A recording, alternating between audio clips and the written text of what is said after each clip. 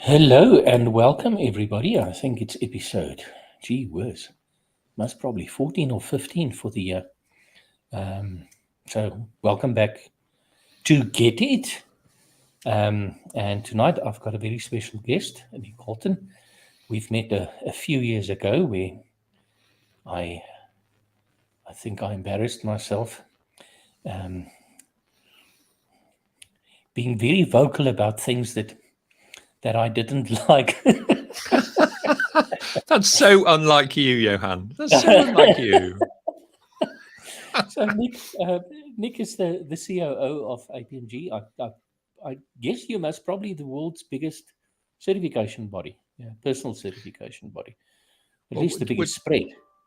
Yeah, we're certainly we're not huge in terms of the number of people, but we're a little bit like the Wizard of Oz. Okay, we're kind of very spread out. So we have folks all around the world, from Australia, and we're in China, we're in India, throughout Africa, and also Europe and North America and Latin America and so on. So small organization, but a very committed one. So Yeah, and also pretty well known in the industry. Yeah, so if you haven't heard about APMG, most probably you haven't been in the IT industry for long. Yeah, So, I think that's fair to say. Although I think for many years we were a little bit like, do you remember the tune that Intel used to play on their television adverts? We were kind of the power behind, a whole variety of different certifications and qualifications that people would have been taking in their early career, back in the day. So often our brand actually was secondary to those, but in the last 15 years or so, our brand's come more and more to the front. And I think that people do associate now APMG with professional certifications outside of the kind of training delivery channel, if you like, and in the community around the world. So I'm not ignoring you. I'm actually looking somewhere. Here's a file, and I think it's about that thick. And most of the certifications in there is yours. Okay. Well, that's so, nice to know. So, Nick, tell us. I mean, how did you end up here? So we're talking about education and IT professionals and professionalism and all that stuff. How did you land up in this professional certification space? Yeah, of course. So, well, I'm 59, so I joined the IT industry at a time when it was expanding vastly and at huge pace around the world. And I actually have a science background. I don't have an IT background. I have a science background. So my degree is in physics. And I joined a very tiny group, and we set up an organizational change management practice for a small database company called Oracle Corporation. Okay, in the UK. Yeah, in the UK back in the day. It was about 100 years ago, all right? So databases at that time were largely made out of wood, and you carved little things and put pegs in holes and that kind of stuff. No, but in all honesty, it was very, very different to how it is today. And from there, we were the first group that was really focused on helping customers adopt new ways of working. All right. So Oracle was just at the time really developing its client server application suite. So it's moving out of purely storing data, managing data, scaling data, and into the application layer. And in that world, of course, you meet real people doing real jobs. And so folks like me were engaged alongside the very technical people, very clever people who were building all of this stuff, doing the coding and all the rest of it. And we worked alongside them to help clients adopt the software and change the way that they were working to kind of match the software, if you like. And one thing led to another. I got reasonably good at that. And then you get into kind of business management and so on. And very kindly, I don't know now, well over 10 years ago, I met Richard Farrow, who's the owner and the founder at APMG. And he very graciously saw something in me, and so I've been working for him ever since. And APMG is, I have to say, out of the largest corporations that I've worked for and the smallest ones. APMG is by far the most rewarding, the most inspiring, and the most compelling place to work. So it's a fantastic team, and I feel myself very fortunate, actually. Yeah, isn't it awesome that? Yeah, it's great to do a bunch of great technical work and whatever, but the moment you see what you do starting to touch the lives of people, it just brings a whole new meaning to what you're busy doing, isn't it? And I mean, yeah, my circle of influence is relatively small in comparison to, I suppose. How many certificates have you virtually signed over the years? Oh my goodness me! Well, it is quite interesting, because I do recognise my own signature popping up on places like LinkedIn and these kinds of things, from time to time. Nowadays, of course, we issue digital credentials that have a secure link back to a database to authenticate them. But we still provide an electronic version of, the classic, portrait-shaped certificate. And I have often wondered, actually, we should run a social media campaign. In fact, here's a good idea, Johan. We should run a social media campaign where everybody gets their certificates out and you put them on your fridge with a fridge magnet, okay? Like when you were little, when you learned to swim, that kind of thing, and you put it on the fridge, and they'll take a photograph of that and we'll post them on social media for a little while. And maybe over August would be a good time to do that. It'd be good to dust off some of those certifications that might not be immediately being used day to day, but perhaps they were the foundation of our careers, from earlier on in our professional lives. I think that's a brilliant idea. Yeah. So quite often, some of the certifications that I've certainly done, I don't see them necessarily as things that I use day to day, but it's definitely part of my education. And I think what I do today would be vastly different if I didn't have the fortune and opportunity to be exposed to certainly some of those ideas.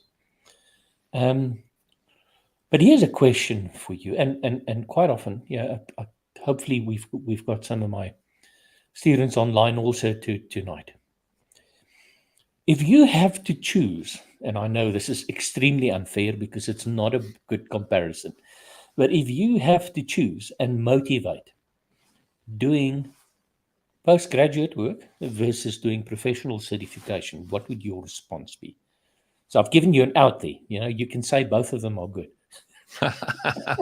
Well, the first thing that I would say, okay, is that you need to, in education, you really do need to follow your passion in life. Whatever your passion in life is, I would say I would study that and try and find some work relating to that.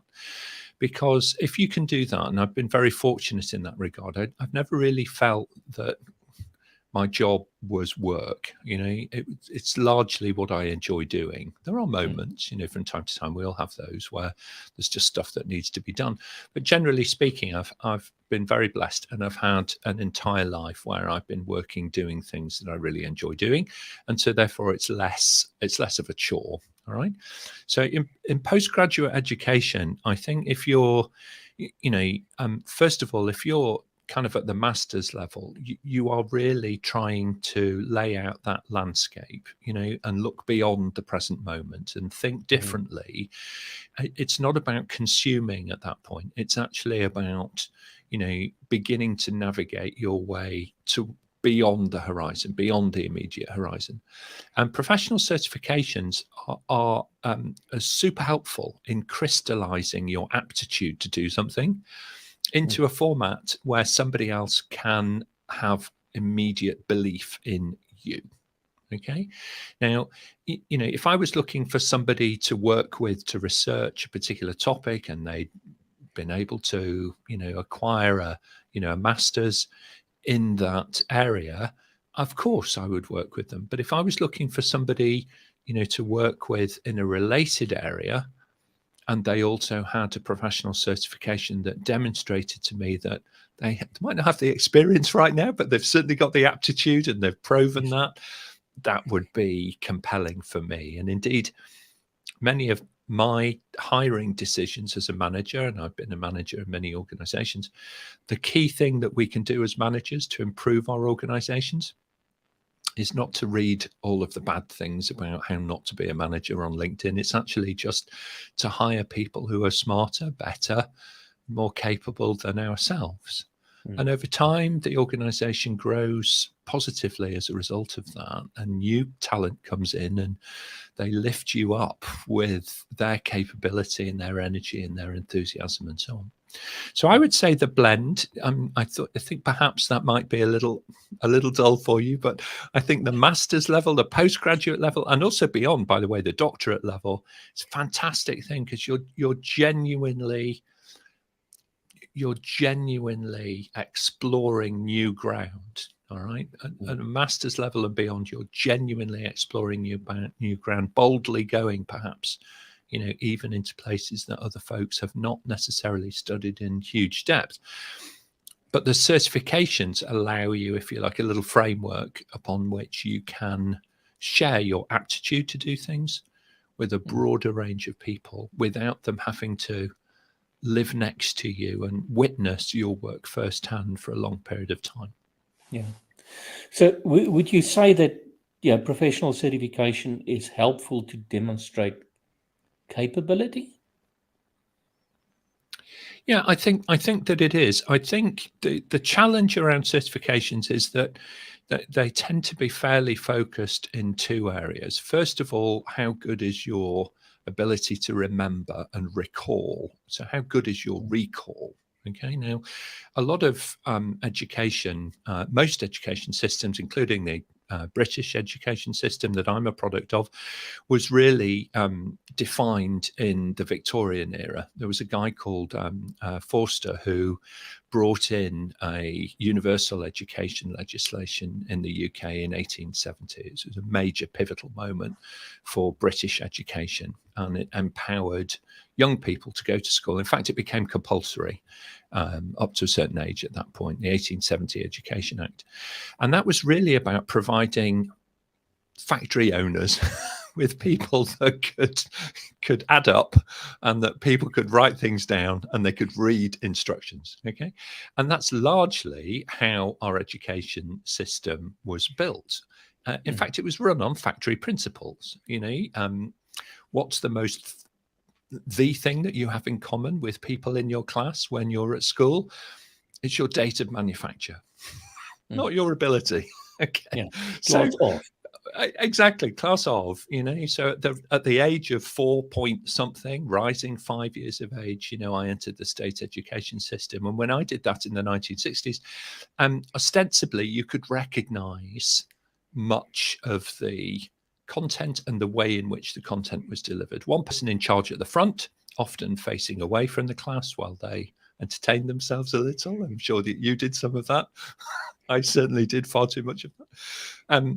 And everybody else, supposedly paying attention, listening and writing things down and so on. Now, fast forward to, our modern society and how we need to live and work today. We need education more than we need training, I would suggest. We need to reintroduce that sense of creativity and wonderment that we had when we were little, that the system itself has really been designed to purge out of us over time. We become less individualistic in a mainstream education system. We become more uniform, not just in dress, but also in ways of thinking. My knowledge of history is defined by the curriculum that I was taught. So I have a particular prism that I view the world through until I emerged as an adult and realized that actually much of what I was taught was quite biased in one sense, and that when you get to meet and work and eat and make friends with people around the world, you get a very different perspective. And that's the difference, I think, between the narrow focus of the kind of training world almost and the the broad focus of education, which is really where the value lies. Okay. So here's a question for you. In both of those circumstances, most of the way that we evaluate the quality of learning, and I'm using quality on the broadest possible sense that I can, is done by making use of standardized testing. What's your opinion on that? And I know and understand that as a certification body, that's the only way that you can scale. But are you willing to venture an opinion that may be not 100% in line with what you're doing? Yes, I'm always willing to share that, because I do think as well that things are changing. Okay. When I 30 years ago, when I began my career in the IT industry, we talked about instructor-led training. Okay, ILT, we shortened. With all IT people love an acronym, don't we? so instructor-led training in Oracle was known as, indeed, ILT, instructor mind. Okay, instructor. Yes, I'm going to instruct you. Led training. Now, I think that in order to be able to measure outcomes, it's a convenient way. It's a universally accepted way, because the measure is important, but the standard with which the measure is made is even more important. If you want to, we live in a world now where part of an aeroplane is manufactured in one country, and say the fuselage, and then the wings are manufactured somewhere else. Now, the drawings are all shared electronically, and the measurement may be in millimeters or in centimeters or whatever unit of measure it might be. But that standardization of the unit is really important. A millimeter has to be the same wherever it is. So having standardized testing allows you to have a benchmark by which you can universally accept the outcome of a course of study with a test, with an examination, and so on and so on. And that really does help people. Okay. At the same time, and I think the pandemic was a really good example of this, I was listening to a surgeon, actually, a gentleman called Hasmut, who is South African, and he's an eminent surgeon in South Africa. And he hosted a conference every year for medical teams to come from other countries in Africa and learn certain surgical techniques. And he facilitated this at his hospital.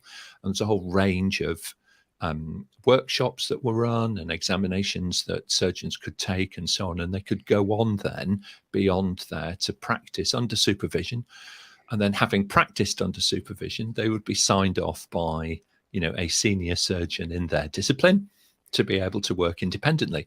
And so I think there is an inflection point between the theoretical examination and the practice that is very important. And so one begets the next.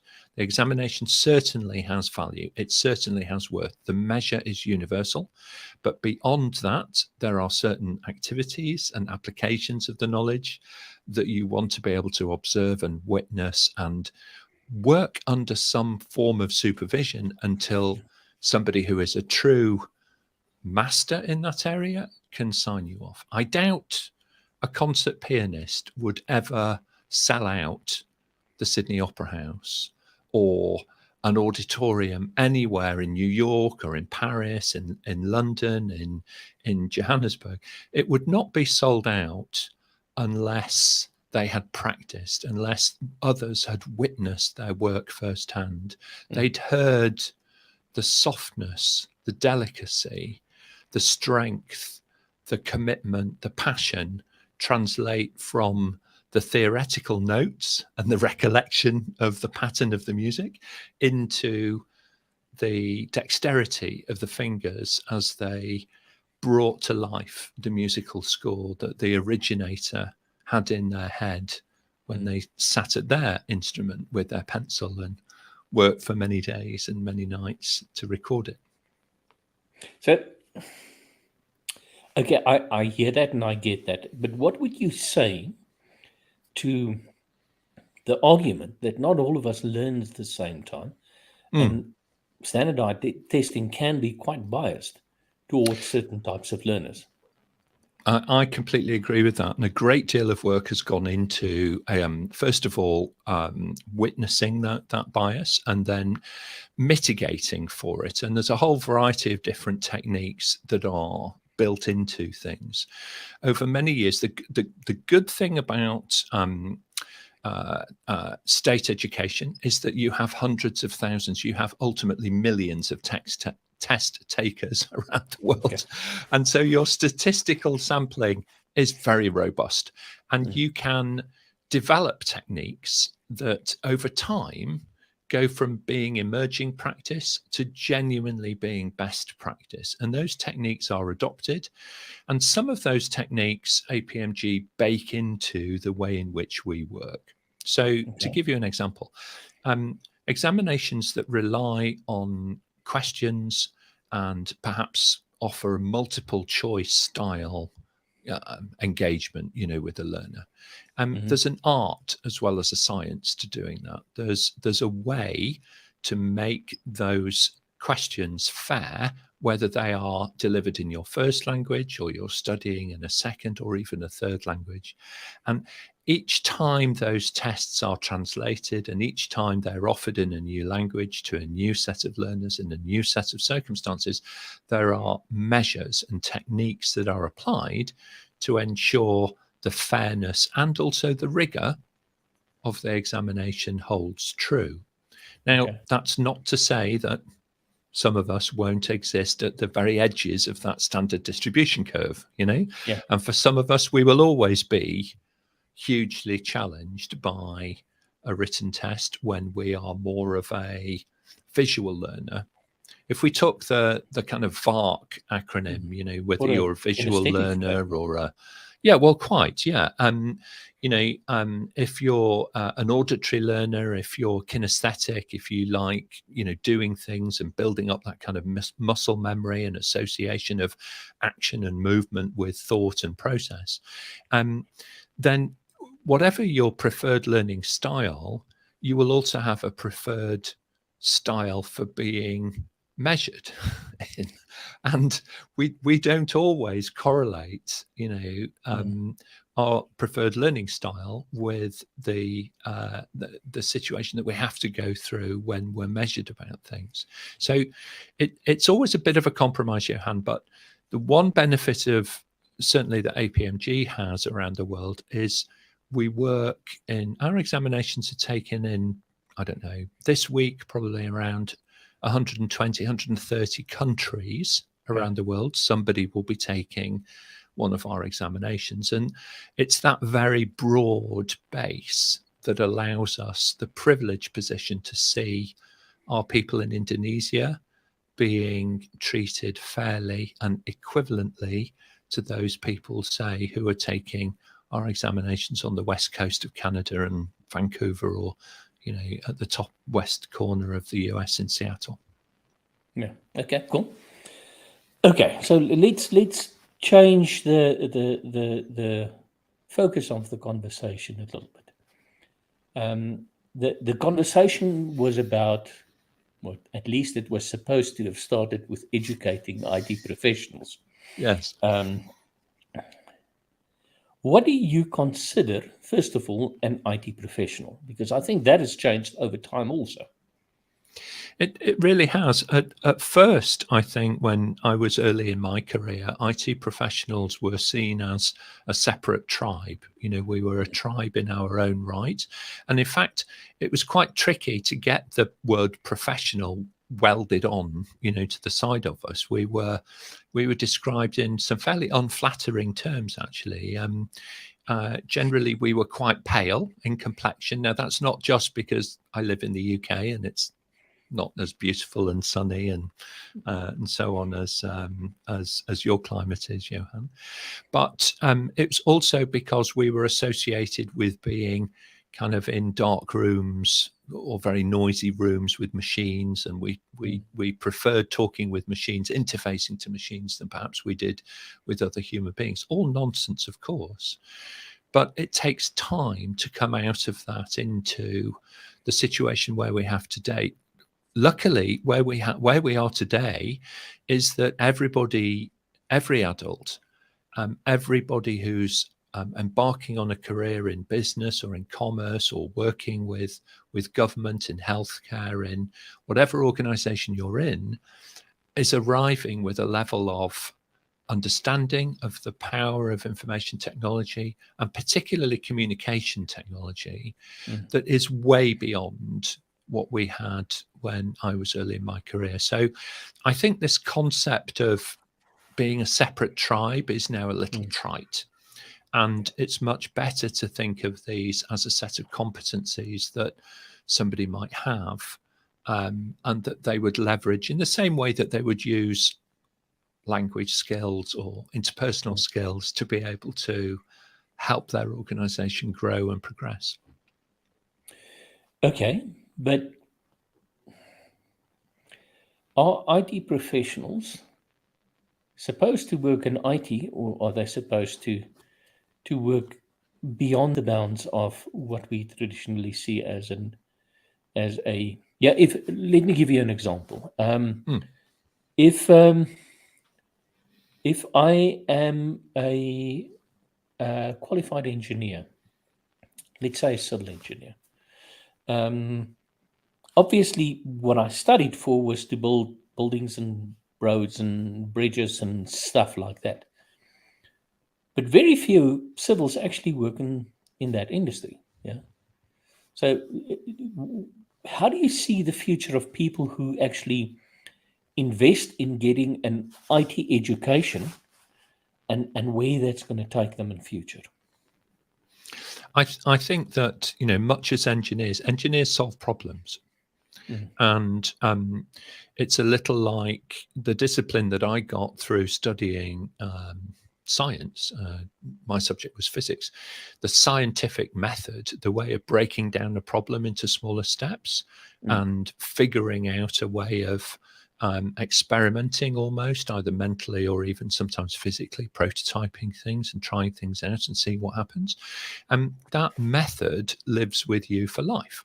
And so the IT professional who is studying computer science at university, or they're studying a whole range of different IT related topics now, that discipline then elevates you, and you're able to apply it in a whole range of different situations in your working life.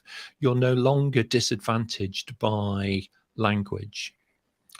Previously, quite a few colleagues of mine in my generation missed out on opportunities mid-career because their professional development didn't bring them close enough to have an informed conversation with people who were perhaps deeply technical in the areas of IT.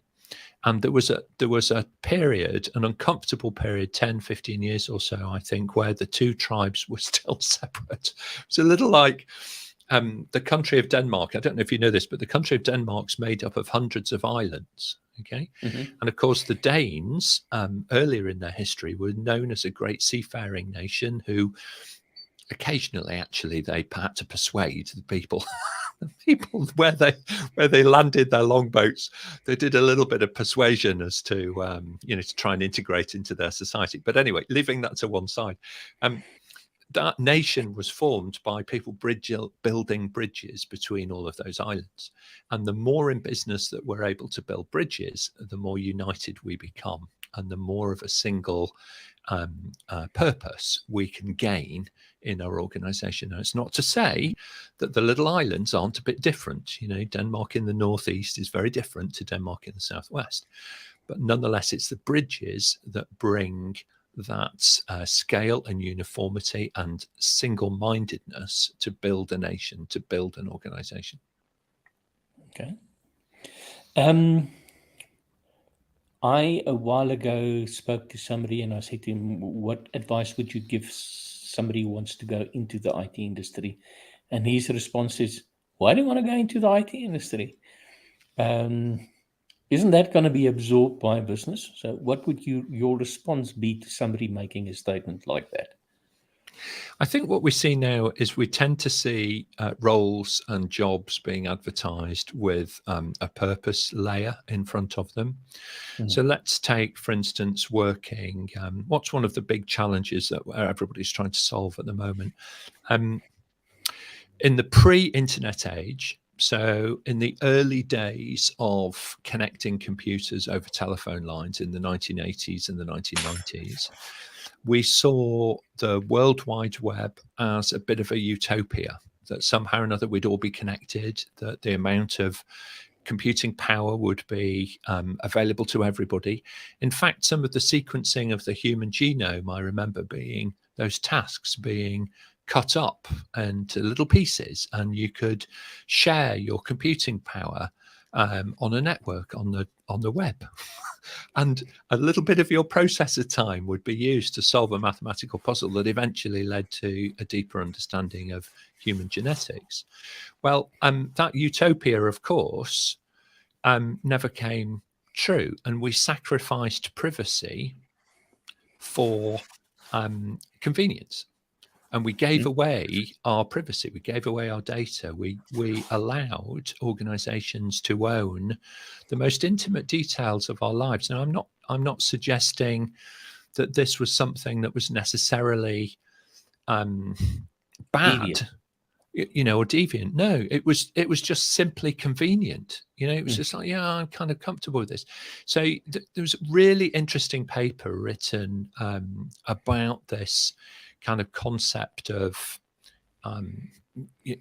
losing this privacy. It was a chap called Bryce Craig, I think, and it's on the internet, it's easy to find, and he wrote this short little blog about the internet is not a utopian environment, that the pre-millennial concept of privacy people are now yearning for and they really want back. So one of the challenges that IT professionals are now having to face is, how do you use big data whilst at the same time preserving the buy-in of your stakeholders? Because your stakeholders are individuals interacting with your organization. My mobile telephone company, I don't have any loyalty with them. I don't think many of us do anymore. It's a commodity, and we will shop around and we'll move providers, very, very simply, very, very quickly, very, very easily.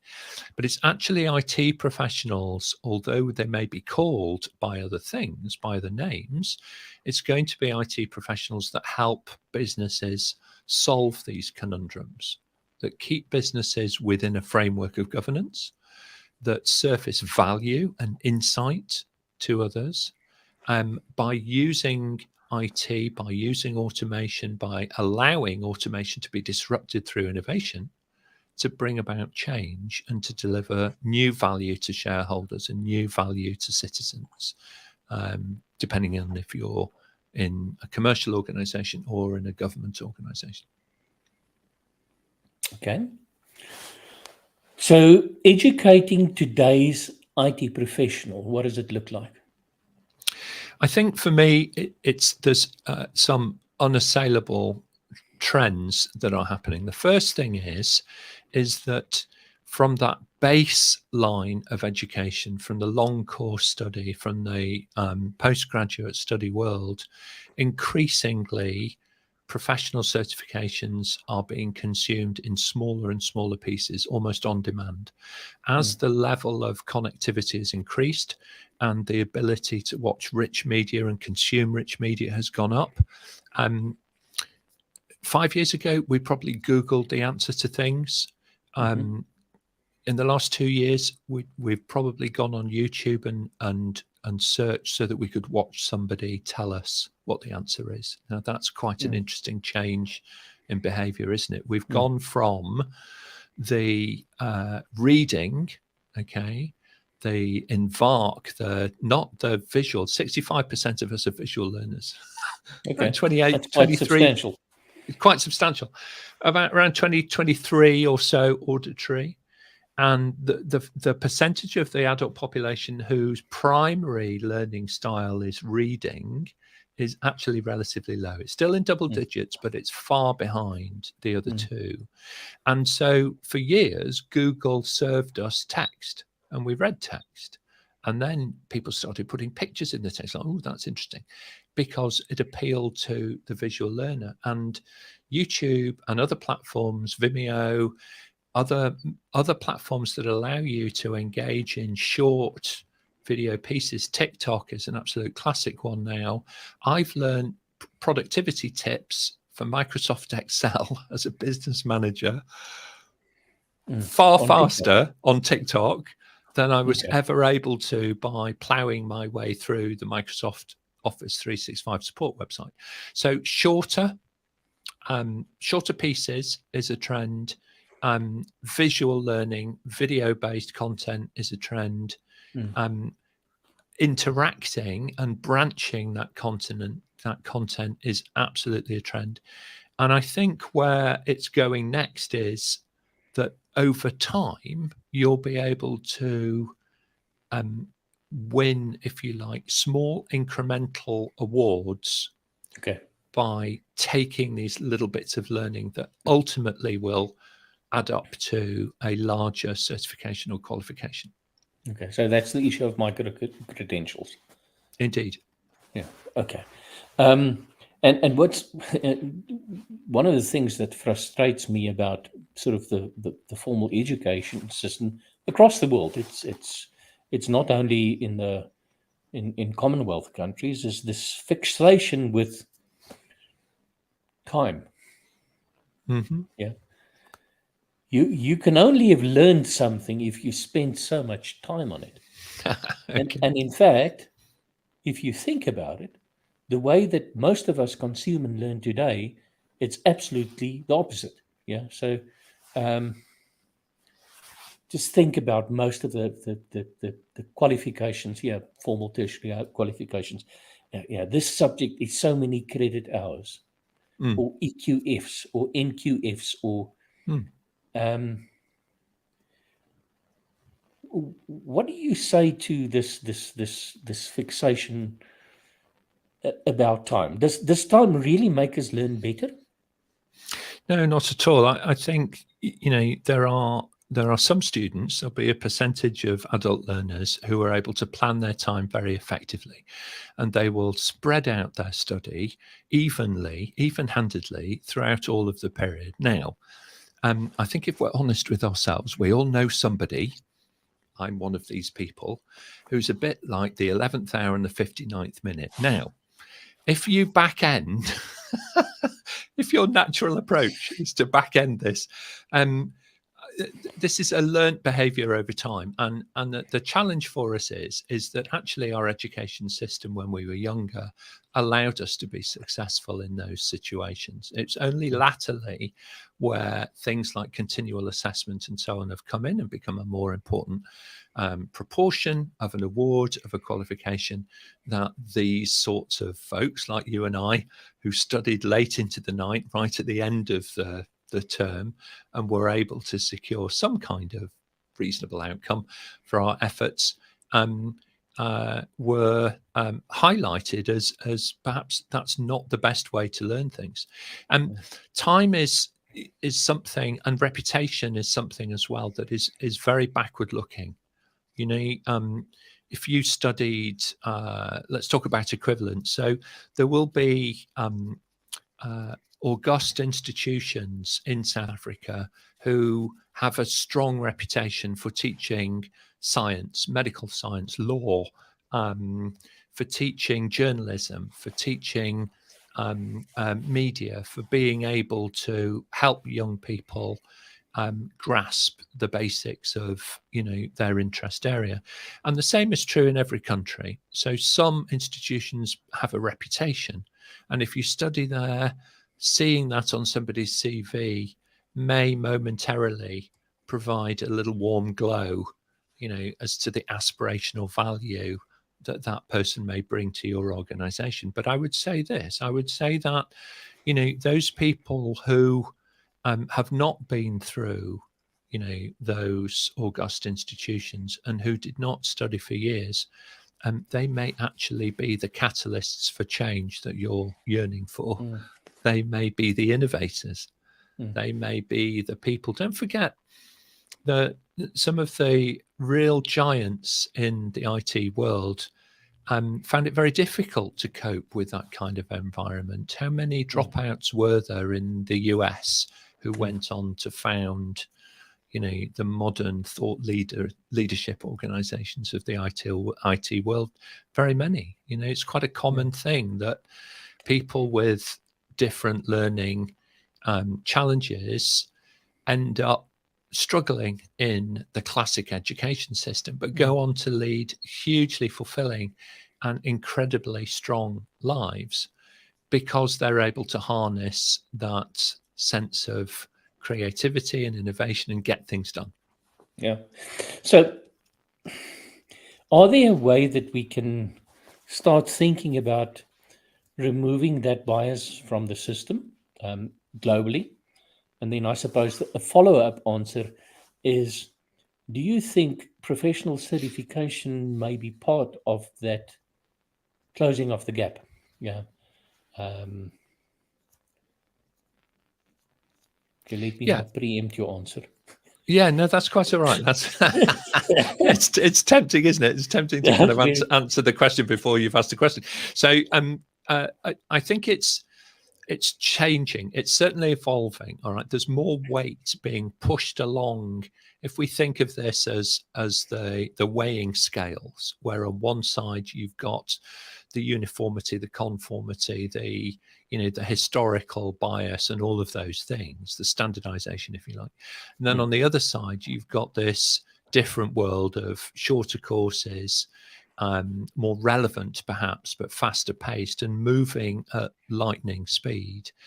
Then there has to be a balance point between the two. Now, I do think more mass is being pushed along across the fulcrum towards that new era. Certainly, there's a great many people looking at the way in which technology can help really try and understand people's comprehension. And one of the ways in which you will see that is through simulation, gamification, through engaging learners in a very different way, in a more immersive way. I was been really interested in people using spatial audio for helping teaching and learning in remote situations. So spatial audio is a little like surround sound. It's it's causing your brain to imagine that there are people behind you or that a sound is coming from a particular direction. It's as revolutionary as HDR is for vision. High dynamic range content is barely available at the moment. But the combination of that spatial audio and 3D visualization, the kind of the next generation, sort of beyond the trite of the metaverse, which we're seeing on the television. Thank you for saying that. Then I don't have to. But beyond that, if you look at a site, there's a really nice site called MetaHumans. Meta, M-E-T-A. Okay, so Google MetaHumans, and this is an engine from a company called Unreal. And what they're doing is they're 3D modeling and rendering human faces. It's mostly faces because bodies are tricky to make them move and feel real. But faces they can really do. And the MetaHumans and the Unreal Engine, it's used a great deal in gaming, actually, in video games and this kind of thing. And it's used a great deal in the film industry right now. But all of this computing power is available in the cloud, and you can actually sign up for a free account with Unreal Engine, and you can make a MetaHuman of yourself. Now, those sorts of technologies and they rely on great bandwidth, they rely on full fiber, they rely on having little bits of computing power locally, but the heavy lifting being done in the cloud. And that, I think, is going to be the technology enablement for this next generation of learning. Brilliant. Okay, let's turn the conversation completely around. Both you and I had at least some kind of a classic education, which seems to have disappeared as time go by. What would you say to somebody arguing that specialization is always a good thing, and maybe we wasted our time on reading Shakespeare and, I don't know, learning Latin and stuff like that? Okay, well, my Latin teacher would certainly agree with you that I wasted his time. I must. Well, quite, yeah, indeed, and some of those techniques of learning by rote and so on illustrate highly, don't they, the difference between training and education. Yeah. You know, we can still remember how to decline certain verbs and how to describe certain people and these kinds of things. Yeah. But rarely would we be able to reach into our minds and pull out a suitable quotation or a suitable contextual something that would help solve a problem without that broader education.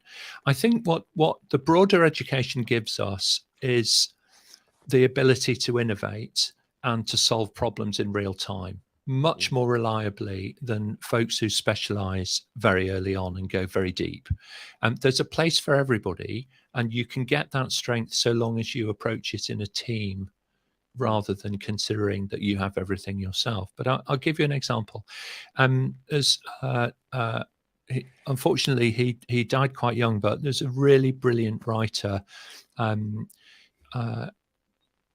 Sir Ken Robinson. Okay, yeah, I know exactly. Love his stuff. Yeah. Okay, excellent. Well, I share something with him. All right, he and I were born in the same hospital, Fazakerley Hospital in Liverpool. Okay. He went on to become a government advisor, multimillionaire, and lived in America. I didn't. Anyway, but he wrote a really lovely piece of work, one of his early books. I'm sure that you know. It's called Out of Our Minds. And in that short book, it's quite a short book. It's very accessible to read. So if people want to read it, I would recommend it. He talks about how a broad education is important to support creativity. And his argument is that what employers want are innovators. But innovation requires more than just having an idea. Having an idea is just an idea. You have to express the idea out loud. You have to share it with one other person for it to be real. Otherwise, it's just your imagination. It's just your imagination. It's a dream. Once you describe it, express it, share it with somebody, you're beginning to communicate it. And they then begin to feed back and work with you and so on. And it becomes a collaboration. And through that collaboration, you then try something out. You try and do something different. And it's the implementation of that collaboration that is actually the innovation. It's not simply having creative people that bring about innovation. It's having the confidence and if you like, the culture in an organization to try new stuff and be willing to fail at it. And pick yourself up and learn from that failure and move on to the next thing. So yeah, I would definitely recommend that as a little bit of reading for folks. Okay, awesome. So we unfortunately we're going to do just short of an hour today, because I have to be somewhere because somebody needs to be somewhere else. It's their birthday, and I would love to keep that commitment. Of course. A quick question, last maybe thoughts from you is, what are the topics that in today's day and age would be considered as beneficial as that broad education, classical education? So are these things that we can say, it doesn't matter what your specialization in IT is, you need to know about. Mhm. What are those abouts? So from an IT perspective, I would really encourage people to learn more about governance. Governance is such an important part of providing scalable, workable, and above all, extensible solutions.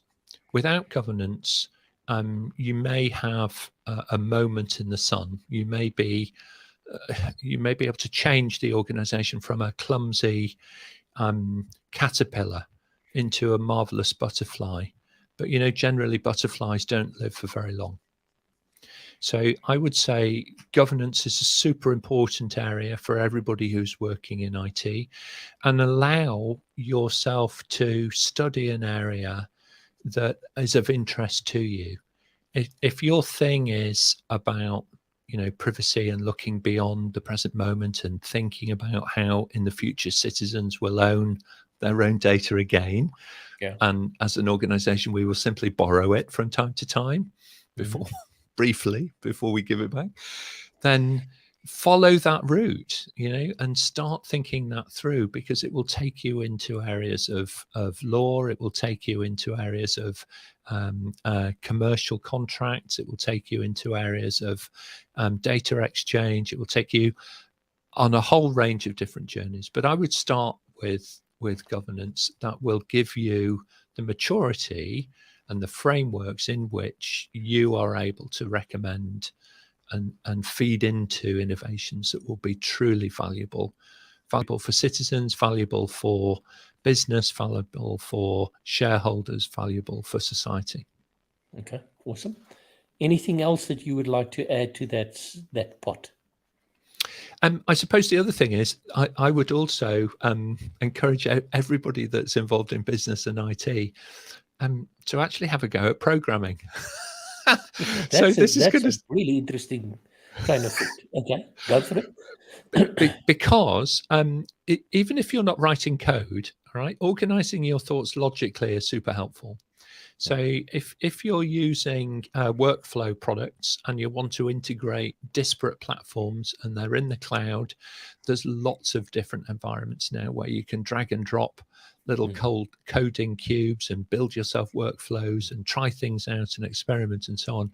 And it's a fantastic way to think through problems in a structured way and be able to prototype without the cost that's usually involved in that. So a little bit of programming, something like Python is really great if you want to try that out.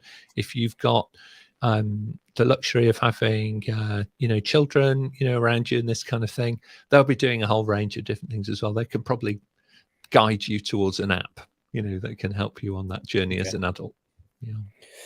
And what also goes with programming is logic, you can't write an application if you don't understand logic. But that once again is actually quite a classical subject, isn't it? Yeah, it is, and we all like solving little puzzles.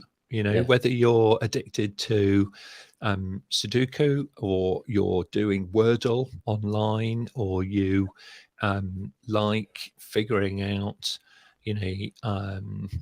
how to navigate when you're driving to avoid the traffic or whatever it happens to be. We all like, as human beings, we all like solving problems. And I would say just allow that side of your nature to to flourish. Yeah, I'm a Sudoku freak, but what most people don't recognize, it's about pattern recognition more than anything else. And that can also be quite an interesting subject, is to be able to see patterns which other people don't, because then you can really do some innovative stuff in terms of solving problems. You can indeed. When I was working in with SAS, the business analytics company, being able to look at patterns and the absence of patterns in business analytics is an absolute skill, and it produces fantastic insight for people. It helps healthcare providers figure out how many people you need in a call center to help citizens decide just how ill they are and whether they can go to work on a Monday. It helps salespeople forecast, revenue and so on. So energy companies figure out just what is the load going to be, and do you need to restrict the supply to certain households on certain days. Nick knows about load shedding. A little. I've heard a little of it, Johan. And I think it's time series forecasting is the general area as a statistician that you'd be looking at, and in particular, very short periods of time, so that you'd be able to look at load and say, around about this time, the supply mechanism will be overwhelmed or not, depending on what you're doing. Awesome. Nick, thanks so much. We had a lovely chat, and we definitely, if you don't mind, I would like us to continue the conversation. That's what happens if your mind is faster than your mouth. Sometimes the opposite is true with me. My mouth is faster than my mind. That's very true. When I think it was one of the Swedish rally drivers who's when asked about what is it that makes you a world champion, and he said very succinctly that all that you need to do is to be able to think faster than the machine is going.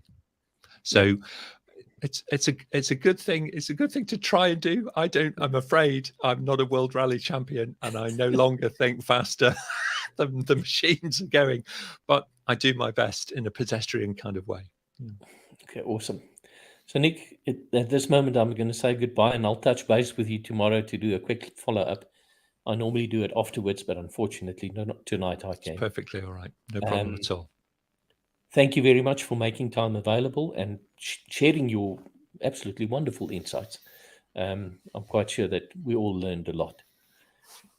Thank you. Well, thank you very much, Johan. I appreciate your hospitality. All right. It is Take care. pleasure. Thanks very much. Bye-bye then. So for those of you who want to have a chat with Nick, if I can, there you go. There's his email address. Please do send him a mail or connect on LinkedIn. Yeah, he quite likes chatting to people from all over the world about interesting stuff because he's an interesting guy. And then, lastly, before I go, I need to do a little bit of marketing. Yes, the new book is out. It's available. You can buy it. Hard copy is not there yet, but the ebook is available now. Thank you. Cheers.